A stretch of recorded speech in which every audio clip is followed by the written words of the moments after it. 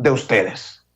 Y déjeme saludar a quien seguramente tendrá mucho que opinar de este y otros temas. Déjeme saludar vía telefónica al senador federal por Morena, Martí Batres, a quien le agradezco mucho que haga posible este enlace. Martí, ¿cómo te va? Te mando un abrazo. El grupo parlamentario de Morena en el Senado, me he salido unos minutos para platicar contigo.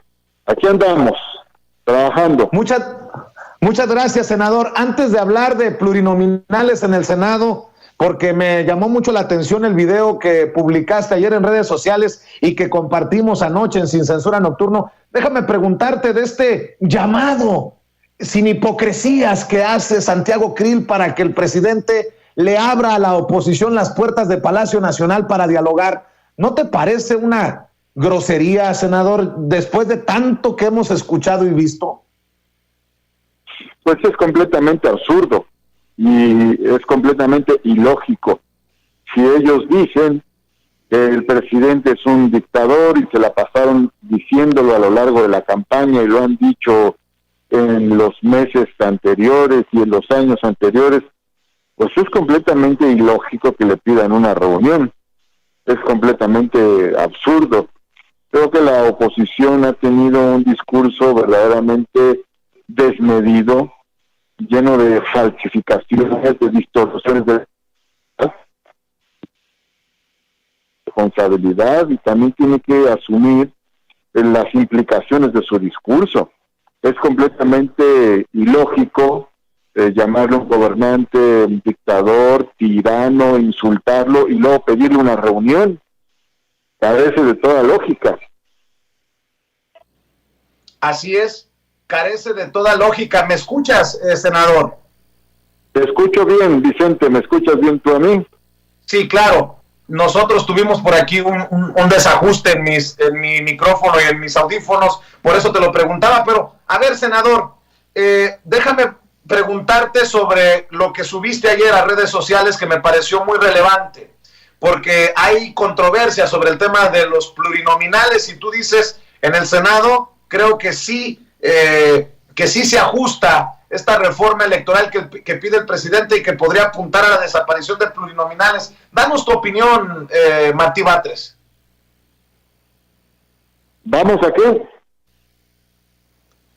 Dame tu opinión precisamente sobre este tema de los plurinominales. Ayer subías este video muy interesante, Martín. Sí. Mira, extiendo un poco mis argumentos.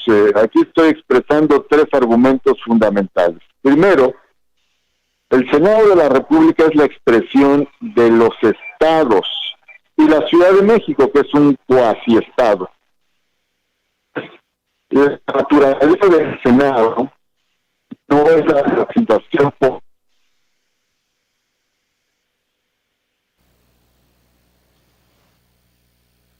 creo que... ¿Me escuchas? Sí, por ahí te perdimos en algún momento. Yo creo que también es la conexión de tu celular, senador, perdón. Puede ser, o que estamos adentro del edificio del Senado. Pero bueno, me decías que hay 3 elementos. ¿Me escuchas bien aquí? Sí, señor. Entonces, digo, hay 3 elementos por los cuales planteo esta eliminación. El primero es que el Senado no es la representación poblacional, no es la representación proporcional. El Senado es la representación de las entidades federativas, es decir, la cualidad de la representación en el Senado es representar a las entidades independientemente del tamaño de cada entidad. Por ejemplo, el Estado de México tiene 15 millones de habitantes y Baja California Sur tiene 400,000 habitantes nada más, pero una entidad y la otra tienen el mismo número de representantes en el Senado. ¿Sí me escuchas? Sí. ¿Por qué? Pues porque ambas son entidades federativas, porque ambas son estados de la República.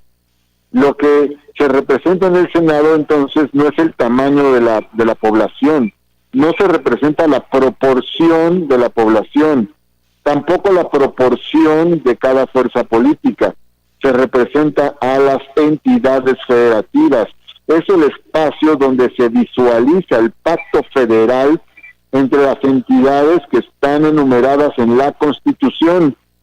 Esa es la naturaleza de esta representación en el Senado. Entonces, la lista plurinominal es ajena a esta naturaleza. Quienes forman parte de la lista plurinominal no emergen de las entidades federativas, emergen de los partidos y generalmente de las dirigencias de los partidos, porque son las dirigencias de los partidos las que definen quién forma parte de la lista plurinominal. Ahora bien, segundo argumento, ya hay una representación de la pluralidad y de las minorías en el Senado. No se puede decir que la mayoría de cada entidad federativa se lleva toda la representación, porque no es así, sino que la minoría tiene una representación en cada entidad federativa. Por ejemplo, cuando eliges los senadores de un estado, eliges 2 de la mayoría y un tercero que representa a la primera minoría. Por lo tanto, sí hay representación de las minorías, y esa representación se hace por la vía de los propios estados y entidades.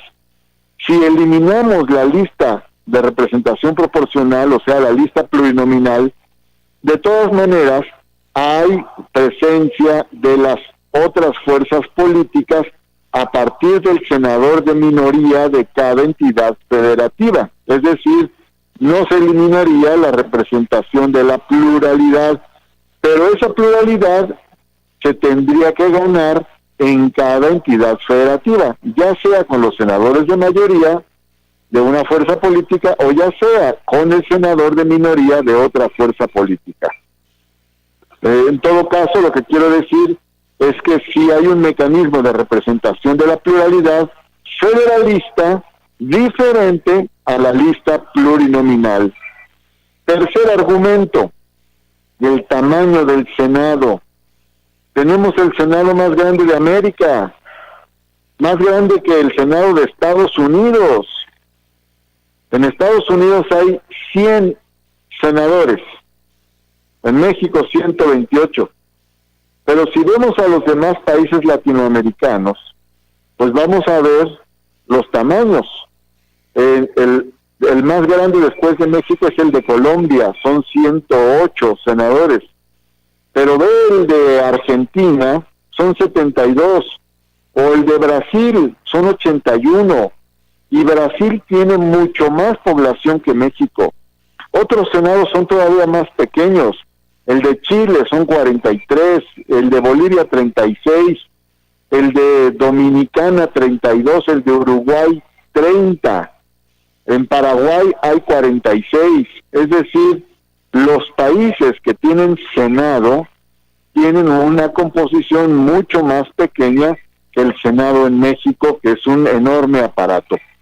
Entonces, ahí estoy planteando 3 argumentos muy importantes. El Senado no es un espacio de representación proporcional de las fuerzas políticas, sino es un espacio de representación de las entidades federativas. Segundo, sí existen otras formas de representar a las minorías diferentes a la lista plurinominal. Y tercero, el Senado tiene un tamaño enorme y deberíamos buscar reducir esas proporciones de manera que haya una representación cuantitativa mucho más racional y adecuada a la población de México. Esos son los puntos, mi querido Vicente, en este tema que es un tema importante. Esa es una iniciativa que presenté yo desde finales del 2019 y bueno, pues ha estado ahí pendiente. Ahora podría haber una oportunidad de discutirla si se discute una reforma electoral. Este es un punto para una reforma electoral entre muchos otros puntos. Martí, lo que debe de quedar claro es que pareciera que la controversia no está en el Senado, porque funciona diferente el Senado y la Cámara de Diputados. La gran controversia sería qué hacer con los plurinominales en la Cámara de Diputados. ¿Está de acuerdo, senador? En la Cámara de Diputados lo que podemos hacer es disminuir la lista. A propósito de iniciativas que he presentado, presenté otra iniciativa sobre el tema de la lista plurinominal en la Cámara de Diputados.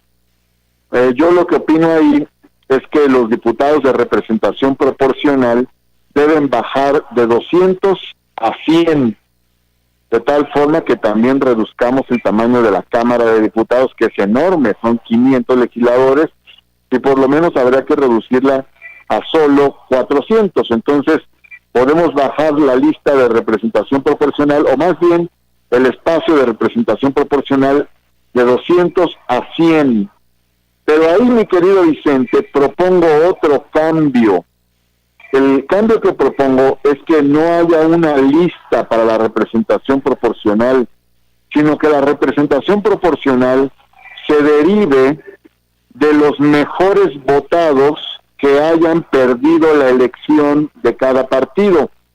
Es decir, suponiendo que en la representación proporcional le toquen 10 diputados a un determinado partido emergente, ¿de dónde salen esos 10? Pues de sus candidatos que no ganaron, pero que son los mejor votados de su propio partido.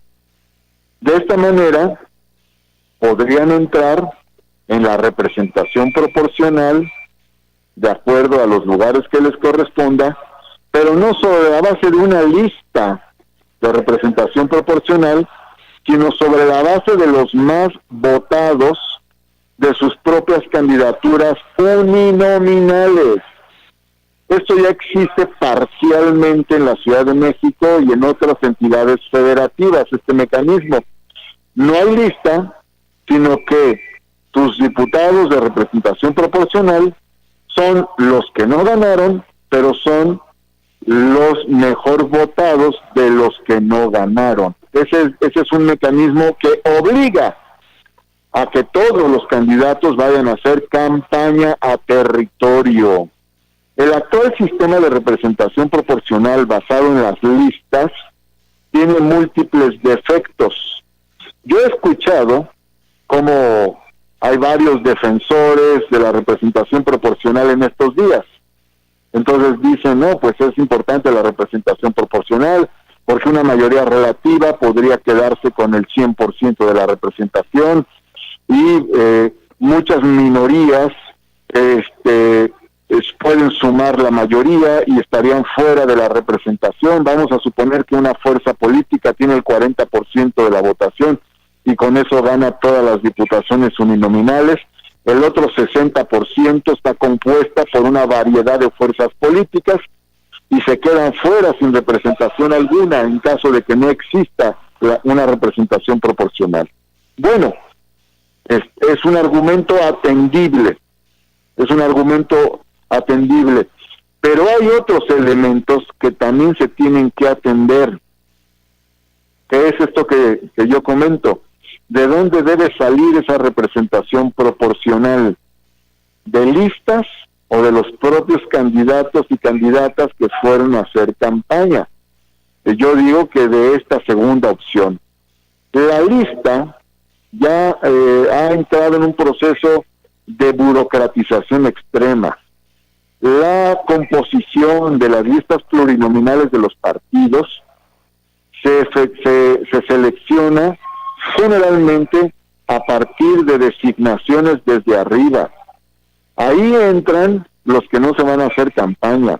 Ahí entran los dirigentes que no tienen ningún apego territorial, ninguna base territorial, que no tienen relación con la gente, que no tienen presencia en territorio, que no tienen base social, que no son queridos, incluso que son hasta repudiados socialmente. Entonces, se aprovecha una tendencia general de votación de un partido y se mete en la lista plurinominal al que jamás ganaría una elección en un territorio. La lista plurinominal entonces se ha venido distorsionando de esta manera, mi querido Vicente, y por eso también debe ser revisada la forma en que se da la representación proporcional.